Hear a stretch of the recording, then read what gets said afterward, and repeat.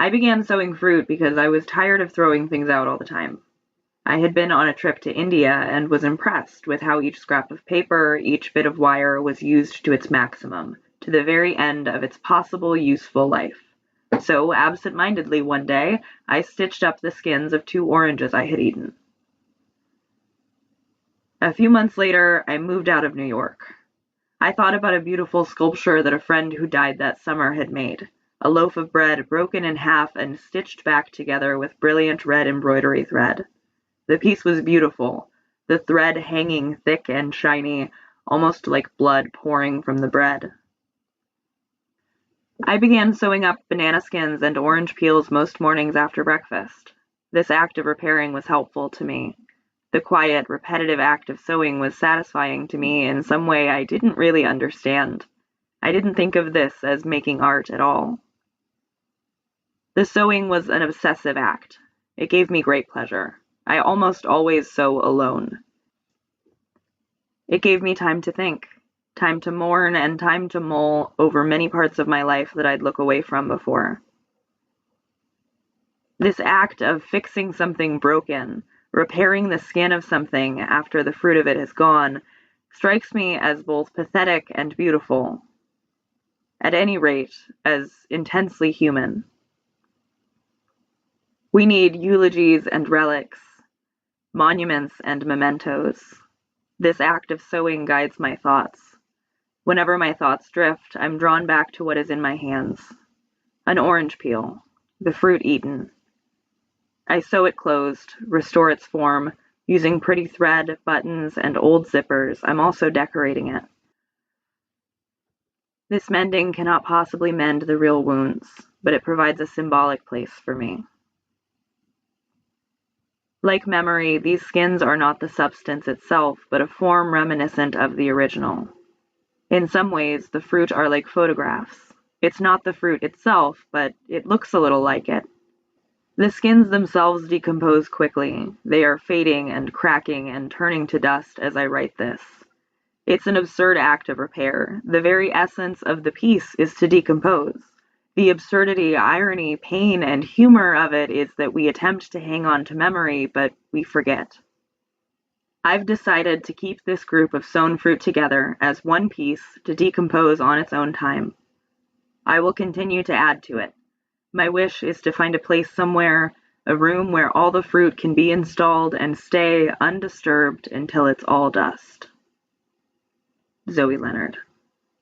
Okay, we're taking a bit of a swing here. Based on the title and the thumbnail, either you probably know exactly what I'm going to talk about today and who, or you have no idea what you're getting into and you're just trusting me here. And if it's the latter, thank you so much, especially if you're coming back. But if you're brand new, hi, welcome. I'm Ophi YouTube Videos. I am a feminist and a lesbian, and I make commentary videos about both of those things. A lot of my videos so far have been more pop culture heavy or media driven, or my analysis of an activism group that I have some scruples with. I scripted this video before any of those other ones, and I just have not felt like I was the right person to make the video until now. So as I stated, I am a lesbian. I kind of feel like that explains the next part of this statement enough, but I have a very strong interest and fascination in learning about the AIDS crisis. I've mentioned a few times on this channel that I have a big video in the works with a friend of mine. That's not this one. This one is another one that just kind of came about while I was scripting the big video that hopefully should be coming for Pride Month, but is also very much about AIDS, and specifically about AIDS advocacy and activism, which is a really important piece of the conversation when talking about the AIDS crisis. There's a common refrain in HIV/AIDS activism: AIDS isn't over for anyone until it's over for everyone. I want to be very clear when I'm making this video and while I'm talking about the AIDS crisis of the 1980s, that is the infancy of the AIDS crisis. I do not believe, experts do not believe, people who know people who live with AIDS do not believe that AIDS does not exist anymore and is not still something that people very much have to change their lives to accommodate. However, unlike the way that it kind of is inherently framed when I'm talking about art that was made at the time that it is, I just want to make clear that both HIV and AIDS is not over, and that it also is no longer the sort of death sentence that it once was. People live long and happy and healthy lives with HIV now, and it is because of science and doctors, and the scientists and doctors literally only did that because of protesting. The reason that the AIDS crisis in its beginnings was so deadly was because of gross and completely incompetent handling by the United States government at the time. I don't think I can get away with wearing my Ronald Reagan t-shirt on camera, but I have some feelings about Ronald Reagan. We are not Ronald Reagan fans on this channel. The big video, as I said, also centers a lot around the AIDS crisis. There are also other artists who I very much want to talk about who made art that was very much informed by their experiences and grief and loss surrounding AIDS.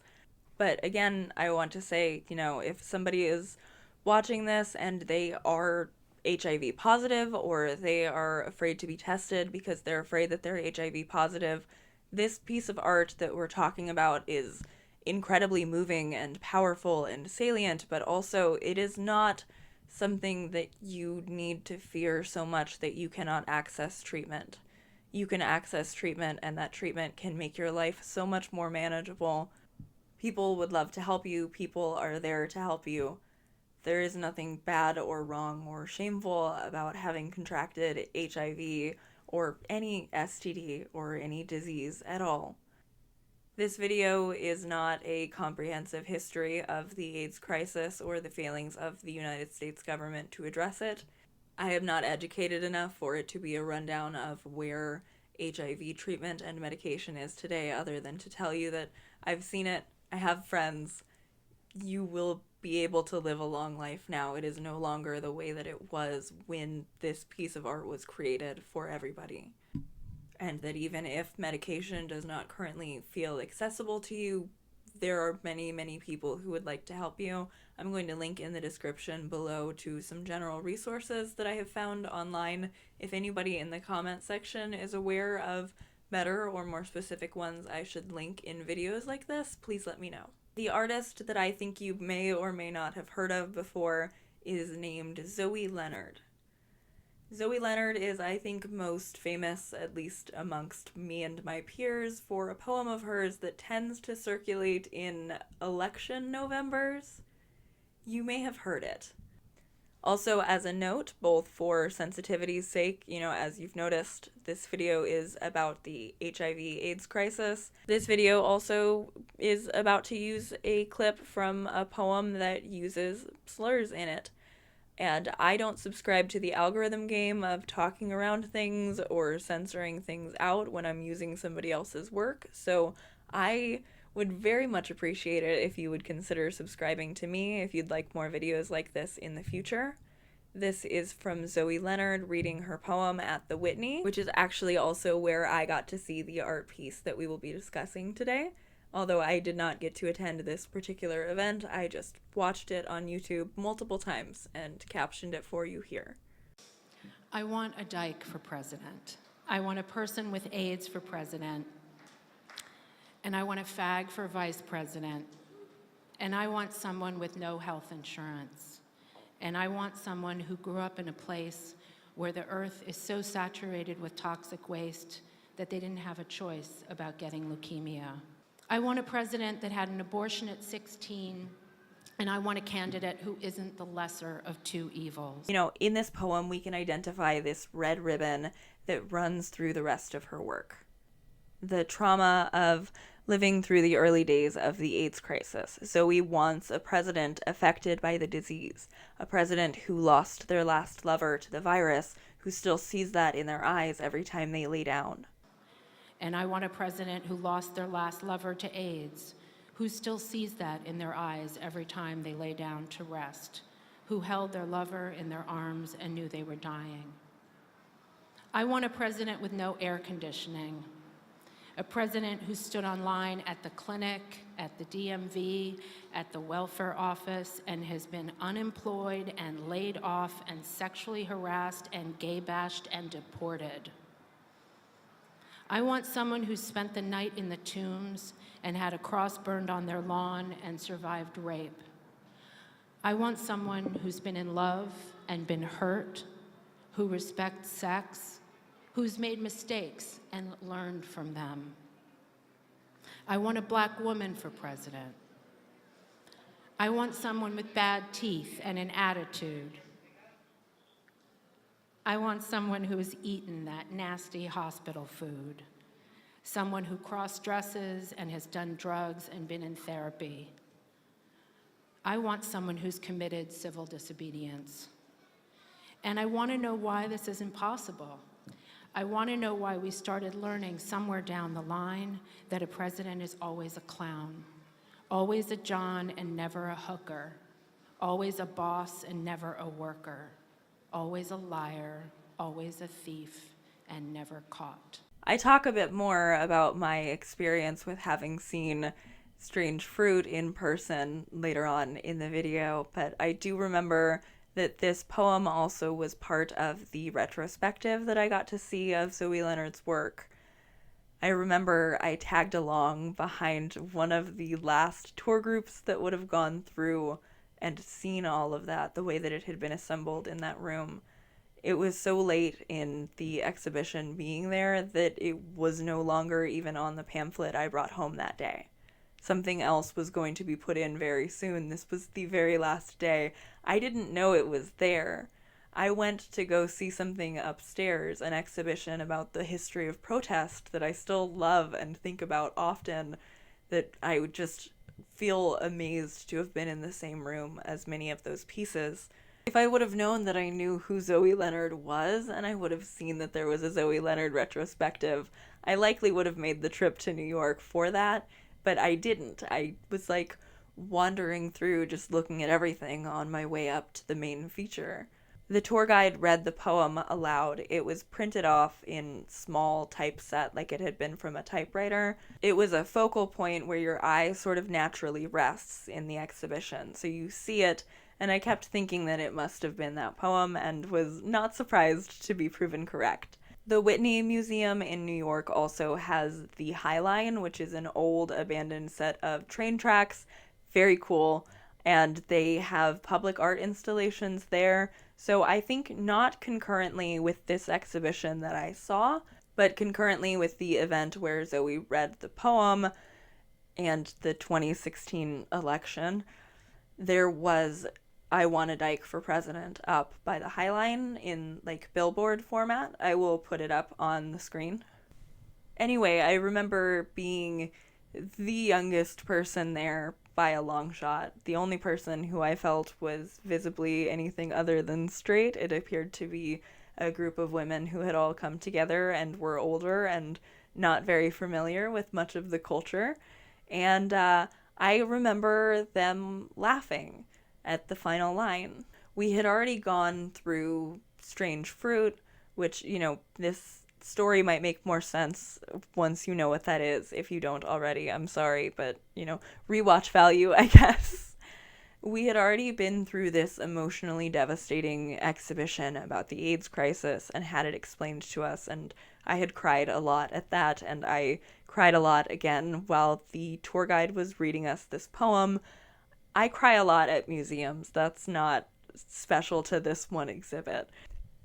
But the poem, that conclusion, I want to know why that isn't possible. I want to know why we started learning somewhere along the way that a president is always a clown, always a John and never a hooker, always a boss and never a worker, always a liar, always a thief, and never caught. I remember them laughing. And I remember one of them saying, "Oh, I remember that line from when it was on the billboard. I thought that was funny." And on the one hand, you know, I was and still am a much younger person who had participated in much fewer elections. But I still find that line to be incredibly provocative, and I don't think it's funny. Zoe Leonard lived in New York City during the infancy of the AIDS crisis, and she assembled this piece, Strange Fruit, there and just about everywhere she went between 1992 and 1997. This included an outpost in Alaska where she only even got fruit to work with because her friends in the lower 48 would mail it to her. Fruit is extremely, extremely expensive in Alaska. I was born in Alaska. So calling this piece a room full of rotting fruit the way that I did in my thumbnail is, it sounds like an understatement, but it is definitely not an over-exaggeration. This piece is called Strange Fruit, and it consists of somewhere around 300 fruit skins. What Zoe would do was empty and consume them. She would eat the fruit and then sew them back together with bright thread and buttons and visible wire, sometimes zippers.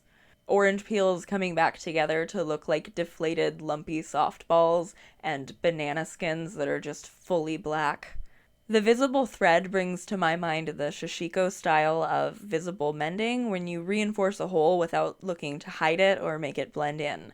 The entire point of this work is to be confronting, and if the fruit skins were only slightly uncanny, it really wouldn't work.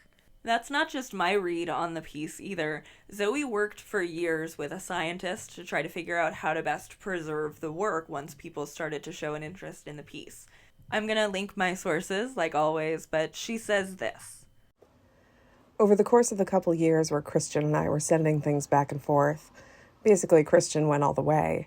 Each version was better than the other, but actually going through his process and holding his samples and being like, this is the ideal preservation of the piece, made it clear to me that the very meaning of the piece would be undermined by preserving it. So in the end, Zoe and the scientist conservator ended up picking 25 of the fruit pieces to show the earlier stage of the art piece by freezing it at that exact level of decomposition, and so that they could function as sculptures. Eventually, these were integrated back into the full display of the piece, and it was like a struggle to try to figure out what was going to be done with this, how this could be put on show when people had interest in it without it turning into, a room full of sludge, I think was the concern. It was a concern that was voiced by the tour that I was with. I was very surprised by how well the fruit had actually held up after so many years. Basically, the scientist had to assure Zoe, and probably more importantly for the museum acquisition side of things, the museum itself, that the initial stages of decomposition were much faster than the ensuing ones would be. Which is to say that while this is, a biodegradable art piece, that biodegrading will happen much slowly over many years following the first few compared to how fast the first few went. The estimation at the time was that they would last for probably around 50 years at least. And Zoe, to my understanding, was like, cool, I'm good with that. That's great. I've already had them for 5 years and they've seemed pretty stable for the last little bit here. Let's just go ahead and put them out as they are. So eventually the entire piece got acquired by the Philadelphia Museum, and that museum was made explicitly aware of Zoe's desire for the piece to remain on display somewhere until it was a room full of dust. But that is not what happened.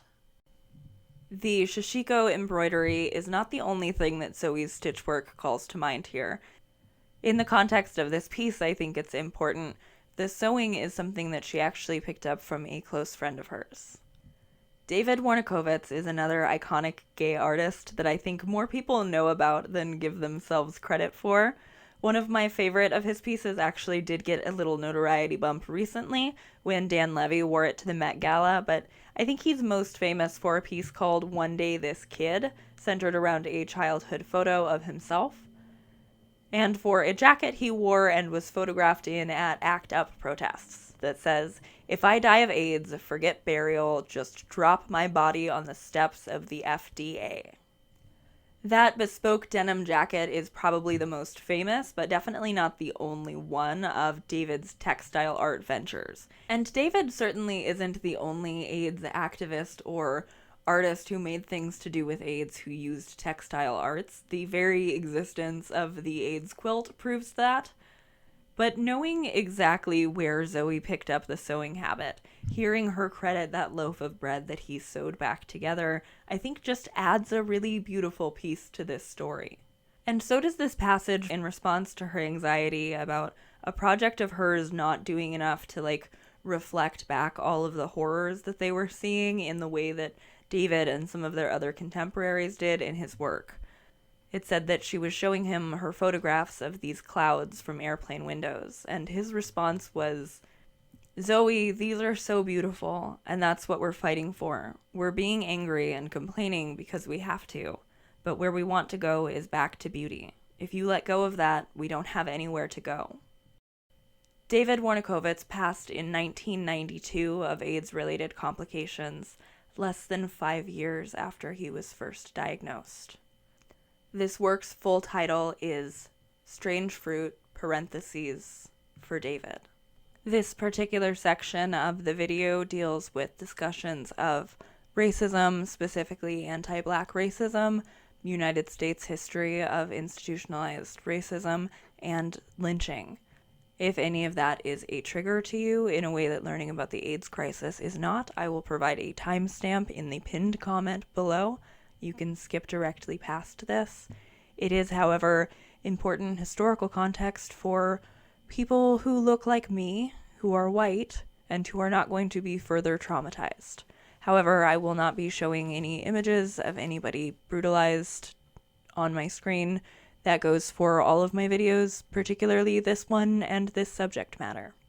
The AIDS crisis tends to be associated primarily with its effect on the gay community, and within that subsection, the thought that primarily comes to mind when you're associating a person with the words AIDS victim tends to be a cisgender white man.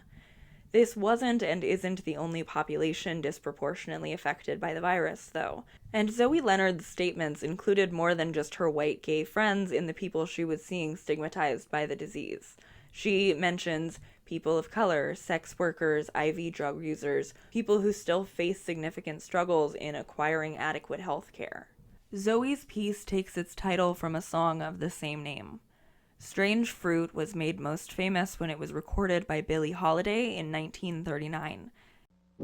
Southern trees bear strange fruit, blood on the leaves and blood at the root, black bodies swinging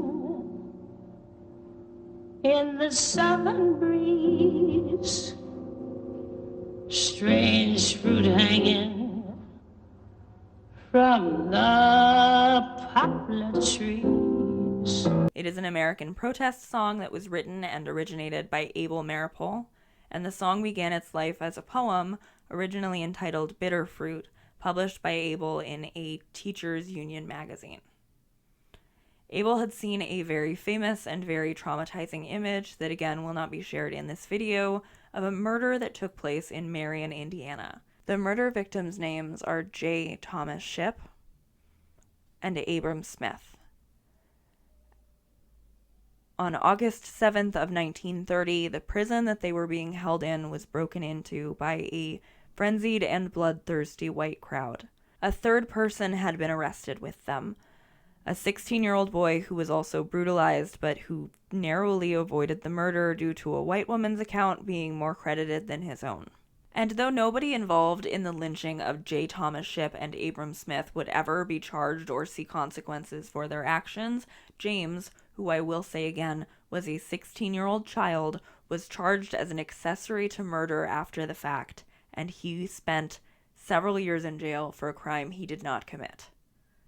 James Cameron survived for many more years and was eventually pardoned for that crime in 1991. He was an activist the entire time in several different capacities, from founding 3 NAACP chapters, the National Association for the Advancement of Colored People, to serving as the Indiana State Director of Civil Liberties, where he investigated more than 25 civil rights infractions in the 8 years he held that position.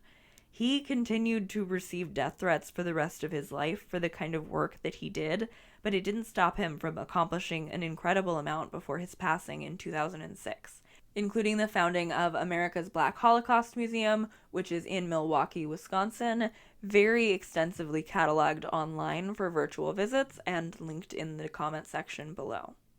The lynching of J. Thomas Shipp and Abram Smith was not only attended by the people who directly participated in it.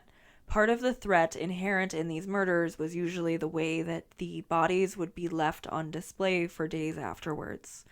The crowd for the murder is estimated to have been at around 5,000, and it is famous to this day because one of the people who came to gawk at the bodies was a photographer. The photograph he took is wrenching and horrific. The crowd is thick and seemingly completely unbothered. He sold thousands of copies of this photograph, and it was widely distributed, which is how a Jewish American teacher in New York came across the story years later. Again, Abel Meropool came across the photograph, was disgusted, and wrote the poem that Strange Fruit, the song, came from.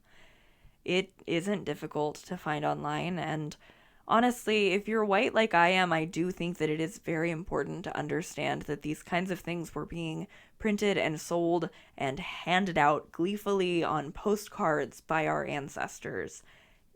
It's not being perpetuated in this video. Abel and his wife used to perform Strange Fruit as a protest song, and it began to be picked up and covered by a bunch of different artists, though now it is pretty widely understood to be just about owned by Billie Holliday. Pastoral scene of the gallant South, the bulging eyes and the twisted mouth, scent of magnolia, sweet and fresh.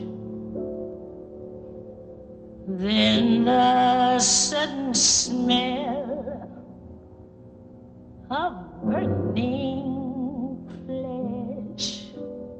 Billie Holiday's version of the song is the one that was inducted into the Grammy Hall of Fame in 1978. Billie Holiday was just 23 years old when she began to use the song Strange Fruit to close out performances as a jazz musician. This was in 1939, just 2 years after her father had passed away. Clarence Holiday was a veteran of World War I and a musician like his daughter. He was on tour when he fell ill due to an illness that should have been treatable, but the hospital he tried to seek care with was too racist to do anything for him. By the time he was able to find a veterans hospital with a Jim Crow ward to treat him, he was too ill and he had gone too long without antibiotics. He passed away due to the infection in his lung. Billie Holiday's version of Strange Fruit was recorded in remembrance of her father, and in it we see a glimpse at another red ribbon from another artist that twines through the rest of her career and her life. Her father had died for the same reason that all lynching victims had ultimately been murdered: for being black. Billie was only 23 years old, and she knew what a lightning rod this song was. She was fearful of retaliation that she knew she would face and that would chase her for the rest of her life, but she was moved by the song when it was shown to her because it reminded her of her father. So the song became a staple for her, and the club she would perform it in would stop service while she sang, the only light directly on her face. She wouldn't do an encore. Here is a fruit for the crows to pluck, for the rain to gather, for the wind to suck, for the sun to rock, for the tree to drop.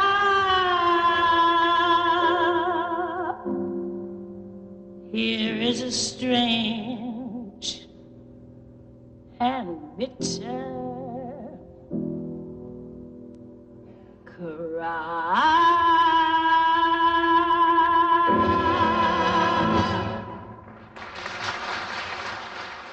This song is confronting, and the poem is too, and so is the image that it is based on. And Billie's version of it is somber and confronting. The song doesn't resolve or call to action the way you might expect a protest song to, if you have those ideas in the back of your mind. Ultimately, the song was written by somebody who was not directly impacted by lynching, but who gave Black artists something to springboard off of by reaching a hand out and saying, I see this too. This is wrong, and you're not the only person who thinks so. In 2007, an artist named David Powers in Elgin, Indiana, 217 miles from the part of the state where J. Thomas Shipp and Abram Smith were murdered, put up a mural called American Nocturne. American Nocturne depicts the crowd that was present at the murder, though the bodies themselves are not within the frame. You can still see the man with a mustache raising a threatening, intimidating finger to point back towards the spectacle. Can still see the way the bodies in the crowd press together, some of them looking out into the distance, and some of them, just like in the photograph of the real event, looking directly at the viewer. The idea here was talking about lynching, asking questions, the history, the artist said. You don't want to be on the wall with these monsters, anywhere, in any town.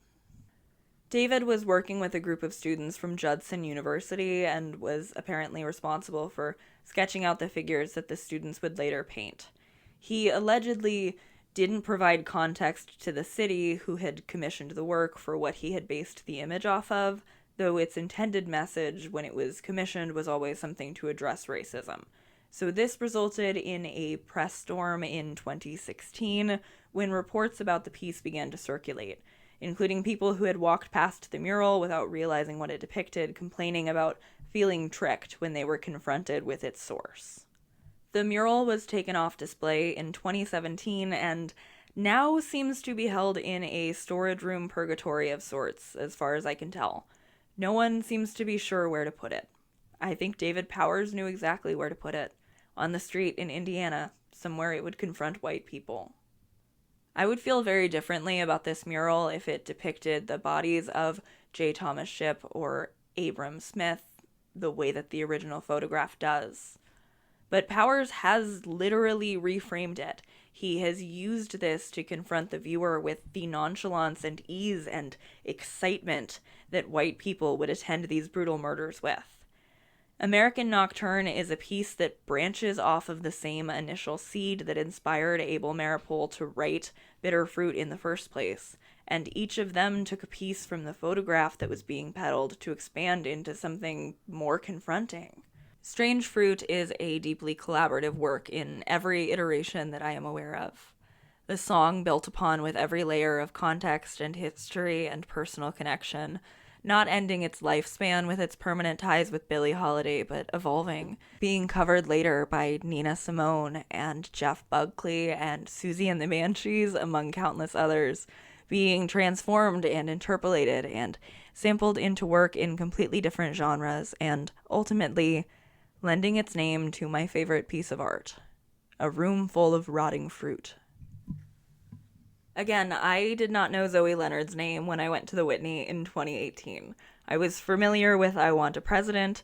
Obviously, this was after the 2016 election, which was the first one that I was old enough to vote in.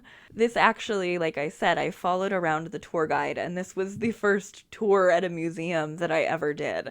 I have just stumbled my way through plenty of exhibits alone or with friends and had a grand old time, and I'm sure if that had been my experience with the Zoe Leonard exhibit, I would have still loved everything I saw, but being able to just tuck myself in at the edge of that tour gave me so much context for what I was looking at that I was so grateful for, and especially by the time the tour concluded, I was a crying mess, and nobody was weird about it, because people at museums are really nice because they leave you alone when you cry at art. Something I remember about the exhibit is how intentional Zoe was with the height of everything that was put throughout the rooms. Portraits hung at the exact eye level of their subject so that she could stare back out at you. Stacks of books at the height of their author, an entire room full of postcards of Niagara Falls, grouped together by the angle the photograph was taken at. If you gloss your eyes, you might miss it, but upon further inspection, the intention of the arrangement of those around 300 pieces that make up strange fruit is clear. It's an orchard, or a parody of one. We were separated from actually walking in amongst the pieces, but it's very easy to imagine, even without getting close enough to risk crushing something underfoot. They didn't want to let us too close to it because they're very hesitant to risk damaging it any more than time already has. Because Time is the most recent collaborator on something named for that Billie Holiday song. And so is David, in a way, though he was gone before Zoe started to work on this project. Time collaborates with Strange Fruit, the piece that Zoe Leonard made, with these pieces of fruit that she ate and sewed back together. It's meant to.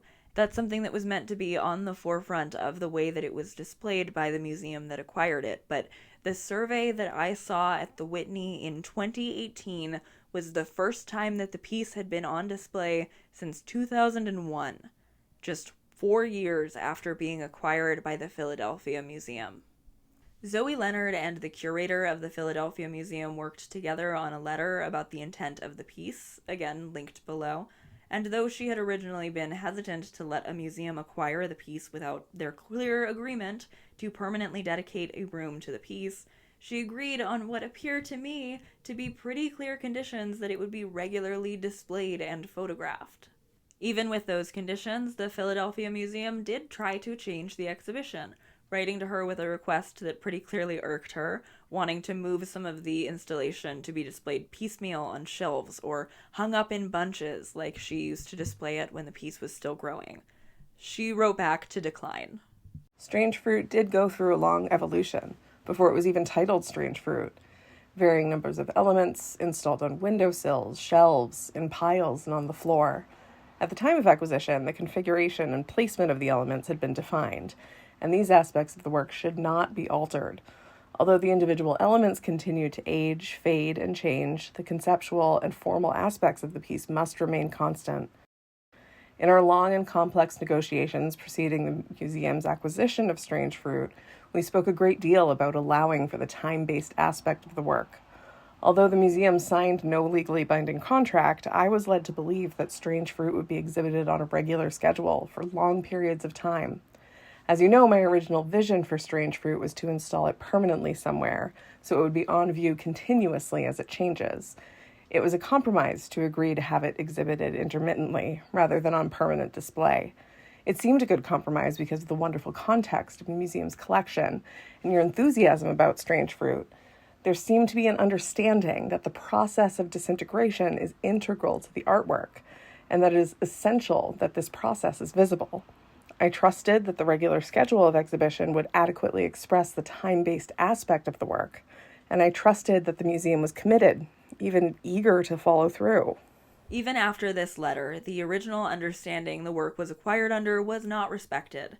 The piece remained held in dark back rooms for preservation, supposedly for the investigation of bugs and mold, which they claimed is standard following the return of a piece from when it's been installed in another location, but very clearly just runs contrary to the spirit of that sort of preservation or investigation when you hold it up against the intention of the work to publicly disintegrate and be recorded as it does. This piece that was supposed to decompose in public, the way that she was bearing witness to in the 80s and 90s, was all but forced into a closet.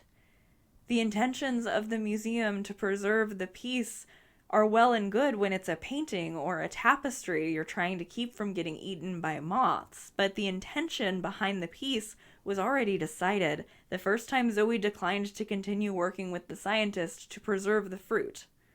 The piece was robbed of its intention and its audience for well over half of its life, and because it was owned by somebody who wanted to keep it in the dark for the sake of preserving it, Zoe couldn't even give it to somebody who would fulfill that original intention of letting the piece be on display, or at least putting it out regularly and taking pictures of it. However much the decision to hide Strange Fruit for so long is shrouded in these seemingly pure intentions of preserving history or making a piece of art last long, is a disservice to the art, to the artist, to the memories the artist was preserving when she worked on this piece. Zoe herself rejects the categorization of strange fruit as a piece of protest art.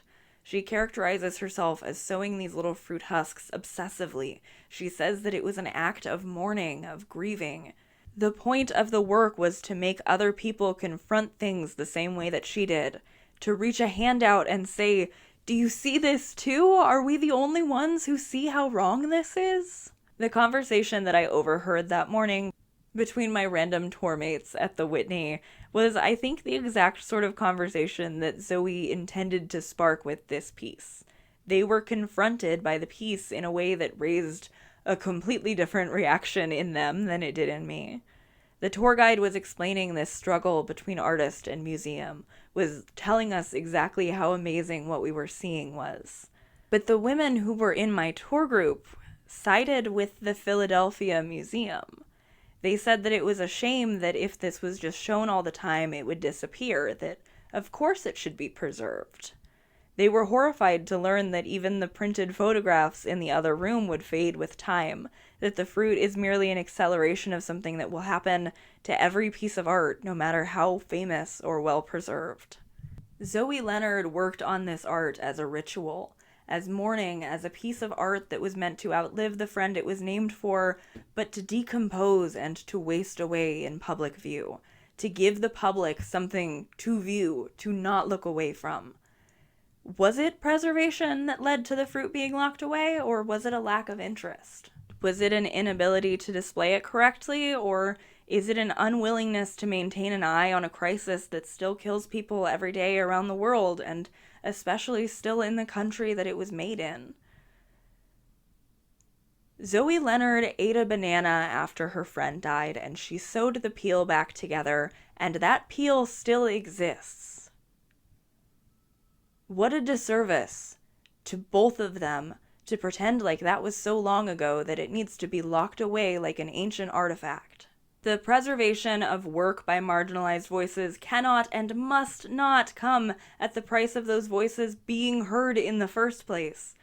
The struggle for visibility to begin with the AIDS crisis, was far too great for work relating to it to being left in a closet for preservation to be anything but a slap in the face to the people that it was meant to represent.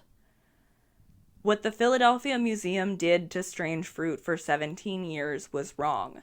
Even if the piece had been 10 times further degraded by now with time, the fact that it had been allowed to happen would have meant that the piece continued to be worked on by that latest co-collaborator without interruption.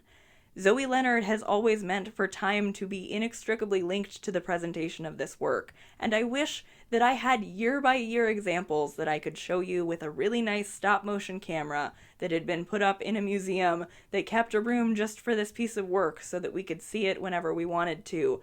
But I can't. I can show you pictures I found online and pictures I took on my much worse camera. I can only hope that they've learned their lesson and aren't going to continue to disrespect the intention of the work, though that might be a tall order considering the track record of museums and their preservation of marginalized voices in the first place. But still, I think the best case scenario for this work, if the museum that currently owns it can't dedicate a room for it full time, is for it to be allowed to travel.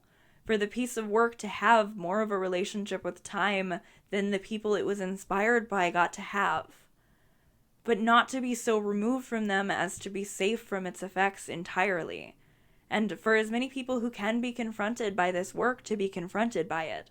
I don't disagree that judgment should be used when there are concerns about pests getting into the fruit or climate control issues, but I can only hope that the recent reappearances of this piece will continue until it is the dust that Zoe wanted us to see in its place. My favorite piece of art is a room full of rotting fruit, and I hope someday it doesn't even exist anymore. Thank you so much for watching. If you liked this video, maybe like this video. I would love it if you would come back for more videos from me if you enjoyed this one or this kind of content. Like I said, I do have another video doing what we can to get that together for Pride Month. When you see it, you'll understand why it took some time. I love you guys. Thank you so much for over 1,000. If you have other pieces of art that you would like me to talk about, I would love to hear about them. I might only do it for ones that I've gotten to see in person, but I still love hearing about this kind of thing. There are other pieces of AIDS-related art that I haven't gotten to see in person that I would like to talk about as well. I've already mentioned I'm a museum person. Have you ever gotten to see this art? And if so, where? When? What did you think? It's amazing, right? It's amazing. And the banana peels that I sewed for the visuals for this video, the fruit flies in my apartment were too bad. I had to get rid of them, but they're biodegrading somewhere. I put them in a compost thing. It was really fun though, like the sensory feeling of it. Highly recommend. Okay, that's the video. Let me know if there's anything else that you think that I should add in the description for these kinds of videos. I love you. I'll see you in the next one. Bye.